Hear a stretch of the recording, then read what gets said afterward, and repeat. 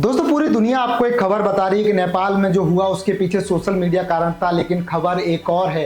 खबर है कि सोशल मीडिया को इसलिए बैन किया गया क्योंकि नेपाल में ये सब कुछ पहले से ही तय था। सरकार को 24 घंटे पहले पता चल गया था कि नेपाल में कुछ ऐसे होने वाला है जो कि कुछ समय पहले बांग्लादेश में हुआ, पाकिस्तान में हुआ, मालदीव में हुआ, म्यांमार में हुआ, वही सेम नेपाल में होना चाहिए। और इसके बाद सड़कों पर सैलाब आता है जंजियों का और सीधा राष्ट्रपति प्रधानमंत्री के घर पर पथराव करती है, संसद में घुस जाते हैं वहां के, और बड़ा उग्र प्रदर्शन यहाँ नेपाल में देखने को मिलता है। और इसी के साथ हालात इतने बेकाबू हो जाते हैं कि देखते ही गोली मारने के आदेश दे दिए जाते हैं और जो फैसला था सोशल मीडिया बैन का उसे हटा लिया जाता है। 25 लोगों की मृत्यु यहाँ हो जाती है। गृह मंत्री वहाँ नेपाल को इस्तीफा देते हैं। लेकिन मैं आपको पर्दे के पीछे की एक ऐसी खबर बताऊंगा जिसे सुनकर आप भी हैरान रह जाएंगे, कैसे नेपाल में सेम बांग्लादेश, श्रीलंका, पाकिस्तान, म्यांमार और अफगान जैसा पैटर्न अपनाया। यानी जिस तरीके से श्रीलंका में तख्ता पलट किया गया, बांग्लादेश में तख्ता पलट किया गया,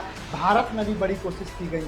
नमस्कार दोस्तों, स्वीकार कीजिए, मेरा नाम है संदीप और मैं आपको इसी नेपाल की घटनाओं को आसान भाषाओं में 3 पॉइंट में समझाऊंगा। आखिरकार नेपाल में इतनी बड़ी घटना कैसे हो जाती। चलिए पहले पॉइंट से शुरुआत करते हैं। क्या भारत के खिलाफ हो रही है साजिश? यानी ये जो नेपाल में हुआ इसका भारत कनेक्शन क्या है? क्या भारत के खिलाफ भी कोई ऐसी साजिश चल रही है? क्या सरकार भारत की भी यूट्यूब, फेसबुक, इंस्टाग्राम को बैन कर सकती है? बहुत सारे सवाल उठ रहे हैं। दूसरा, कौन होते हैं नेपाल के एजेंजी, इनके बारे में बताएंगे जो नेपाल की धरती पर इतना बड़ा विरोध प्रदर्शन कर देते हैं। 25 लोगों की मृत्यु हो जाती है, गृह मंत्री वहाँ के इस्तीफा दे देते हैं। तीसरा और आखिरी पॉइंट, नेपाल में अब तक क्या क्या हुआ। सबसे पहले जान लेते हैं आखिरकार कि ये जो चल रहा है इसका जो सीधा कनेक्शन है वो कहीं ना कहीं भारत से तो नहीं है। सबसे पहले जान लेते हैं कि भारत का और जो नेपाल का कनेक्शन है मैं आखिरकार जोड़ क्यों रहा हूं। आखिरकार लोग नेपाल की घटना को भारत से क्यों जोड़ रहे हैं? लोग नेपाल की घटना पर इतने सवाल क्यों उठा रहे हैं कि छात्रों का आंदोलन इतना उग्र कैसे हो सकता है कि सीधा संसद भवन में घुस जाए,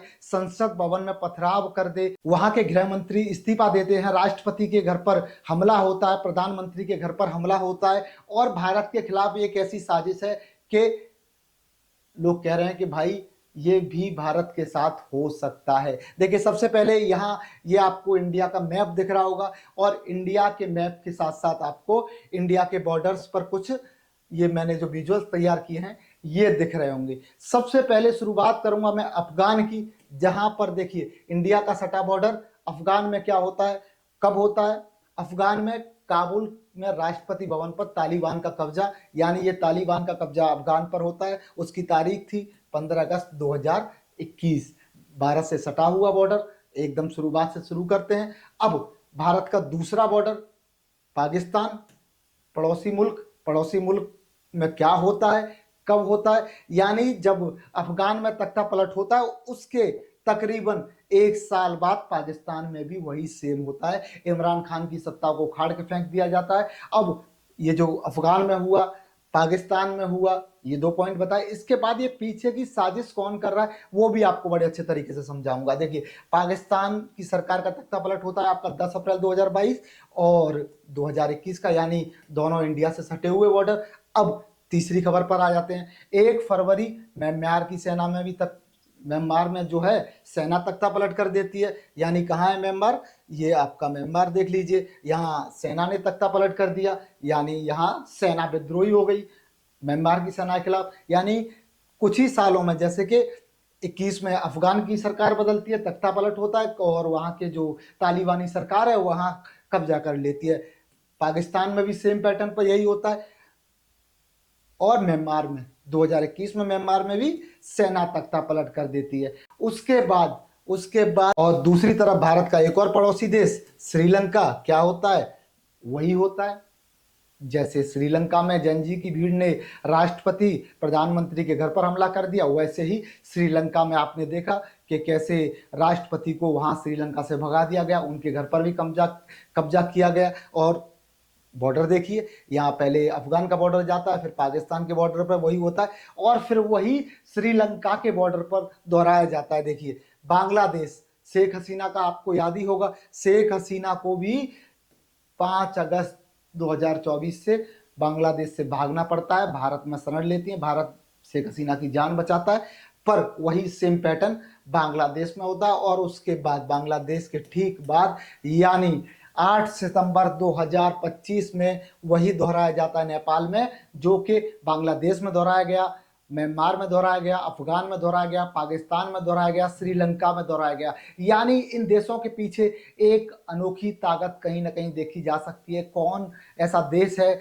यहाँ बहुत सारे लोग कह रहे हैं कि ये जो सारा पैटर्न है ये समझ आता है। समझ कैसे आता है? जो डोनाल्ड ट्रंप हैं वो और अमेरिका और इमरान खान की नहीं पटी कभी, तो पाकिस्तान में यही हुआ, इमरान को सत्ता से जाना पड़ा। दूसरा, श्रीलंका में भी हिसाब किताब अमेरिका की सरकार थे, ठीक नहीं बैठता था, श्रीलंका में वही हुआ। बांग्लादेश में शेख हसीना का मामला ट्रंप के साथ सही नहीं बैठता था, यूनिस को बिठा दिया बांग्लादेश में। यूनिस की इस समय पटरी अमेरिका से बहुत अच्छी खा रही है, ये होता है वहां पर। अब म्यांमार में सेना का तख्ता पलट होता है, सेना वहां लीड करती है। अब नेपाल के जो ओली शर्मा है और वो कहीं ना कहीं उनका जो मामला है वो चाइना की साइड ज्यादा रहता है।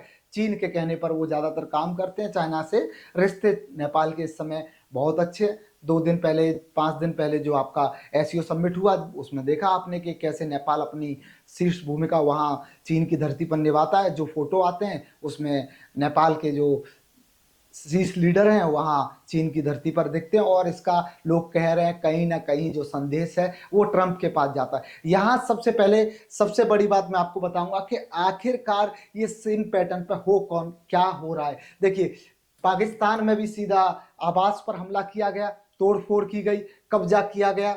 श्रीलंका में भी सीधा घर पर घुस जाते हैं, तोड़फोड़ करते हैं, लूट करते हैं। कोई ना तो पुलिस रोक पाती है ना सरकार रोक पाती है। ये समझने का विषय है कि आखिरकार ये जो युवा हैं, जैसे कि आपने देखा भारत के खिलाफ क्यों साजिश हो रही है, क्योंकि भारत का जो बॉर्डर है, पहले लोग कहते थे कि भारत के अंदर की डेमोग्राफी चेंज हो रही है, पर यहाँ तो सीधा सीधा भारत के बाहर की डेमोग्राफी को चेंज किया जा रहा है। भारत के साथ भी ये लगातार होता हुआ है। शाहीन बाग में आपने देखा, शाहीन बाग की बेटियां कैसे दिल्ली को, देश को जलाने की बात करती हैं। उसके बाद आप देख लीजिए किसान आंदोलन में कुछ विदेशी ताकत किस तरीके से फंडिंग करके देश को जलाने की बात करती हैं। और यहाँ देखिए सबसे गौर करने वाली बात है कि जब नेपाल में ये सब हुआ तो हजारों लाखों लोगों की भीड़ रोडों पर आ जाती है और ये तब होता है जब सोशल मीडिया बैन था। यानी कौन ऐसा व्यक्ति था जो उन लोगों को इनपुट दे रहा था, कौन उन लोगों को आगे बढ़ा रहा था, क्योंकि इतनी बड़ी भीड़ का एक साथ नेपाल की सड़कों पर आ जाना, वो नेपाल के इतिहास का सबसे बड़ा आंदोलन बन जाना। सवाल उठता है कि आखिरकार पर्दे के पीछे कौन है जो इस तरह की साजिश रच रहा है और कहीं ना कहीं उसके निशाने पर भारत है। देखिए, आपको याद ही होगा कैसे कुछ 400-500 हजार लोग जाके लाल किले पर इतनी बड़ी घटना कर देते हैं। सोचिए कि भारत में लगातार मोदी को धमकियां मिलती रहती हैं और इस तरह की चीजें होती रहती है, तो भारत के साथ ये साजिश हो रही है। अब दूसरे पॉइंट पर आ जाते हैं। आखिरकार ये जो आपके नेपाल के जो जंजी थे, आखिरकार ये जो हैं इतने ताकतवर कैसे हो जाते हैं कि ये सीधा सरकार के संसद भवन में घुस जाते हैं, राष्ट्रपति कार्यालय में घुस जाते हैं, प्रधानमंत्री कार्यालय पर पथराव कर देते हैं। ना पुलिस रोक पाती है ना सरकार रोक पाती है और अपना जो फैसला है सरकार का सोशल मीडिया बैन का उसे वापस ले लेती है और गृह मंत्री को वहां इस्तीफा देना पड़ता है। देखिए, और अब सबसे पहले जान लेते हैं आखिरकार ये जो जैनजी होते हैं कौन होते हैं, क्या ये करते हैं, आखिरकार कौन ऐसे नेपाल के छात्र आ गए जो कि इतना बड़ा कांड कर देते हैं। सबसे पहले जैनजी एक जनरेशन है, यानी पीढ़ी है जिसे जनरेशन जेड कहा जाता है। ये वो लोग हैं जिनका जन्म साल, देखिए साल यानी 1997 से और 2012 के बीच में जिन बच्चों का जन्म हुआ उन लोगों को आज जैनजी कहा जाता है। अब ये जैनजी कैटेगरी में लाए क्यों गए? क्योंकि digital technology, internet, social media और स्मार्टफोन के साथ बड़े हुए। यानी इनका जो बचपन है वो गांव के खेल और इन सारी चीज़ों से बड़ा नहीं हुआ है। इनका जो बचपन है internet, social media, digital platform, इन चीज़ों के साथ पड़ा। इन जनरेशन के लोग सबसे अधिक सोशल मीडिया पर एक्टिव रहते हैं, यानी सोशल मीडिया पर एक्टिव रहते हैं।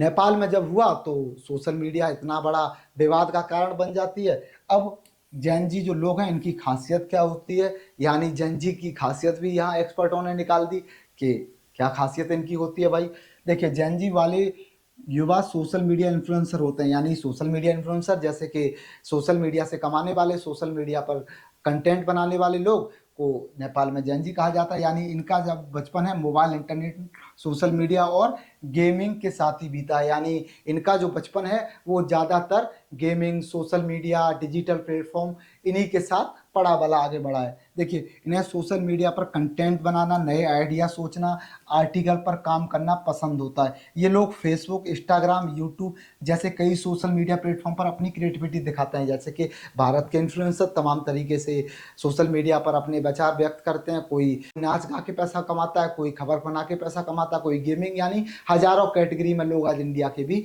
यहाँ पर ये सब कर रहे हैं। वही जो नेपाल में हो रहा था, जो विवाद का कारण बना, पर पीछे की कारण मैंने आपको बताया कि नेपाल में पीछे के भी अलग कारण हो सकते हैं। जेनजी जेंडर क्वालिटी सहित कई मुद्दों पर अपनी आवाज़ उठाते हैं और समाज में बदलाव लाने के लिए ऑनलाइन कैंपेनिंग और मूवमेंट चलाते हैं। यानी सबसे बड़ी बात, ये जो जेनजी ग्रुप था ये नेपाल में सोशल मीडिया बैन के लिए प्रदर्शन तो हाल ही दिनों में किया। इससे पहले भी भ्रष्टाचार के खिलाफ जेनजी नेपाल में प्रदर्शन कर रहे थे। ये सोशल मीडिया के माध्यम से अपना कल्चर सेटअप कर रहे हैं, रोज नई चीज़ों को अपना रहे हैं और नए ट्रेंड सेट कर रहे हैं। यानी ट्रेंड सेट कर देते हैं कि सरकार को कैसे तख्ता पलट करना है। जेनजी की ताकत नेपाल में ये हो चुकी है। जेनजी वाले लोग क्रिएटिविटी पर ज़्यादा फोकस करते हैं, इनके प्रेजेंटेशन स्किल्स काफ़ी अच्छे होते जा रहे हैं। यानी ये जो नेपाल के जेनजी थे ये सरकार भी पलट देते हैं। और देखिए, कौन इन छात्रों को लीड कर रहा था, कौन इन जेनजीज को मैसेज दे रहा कि जाइए भाई सीधा।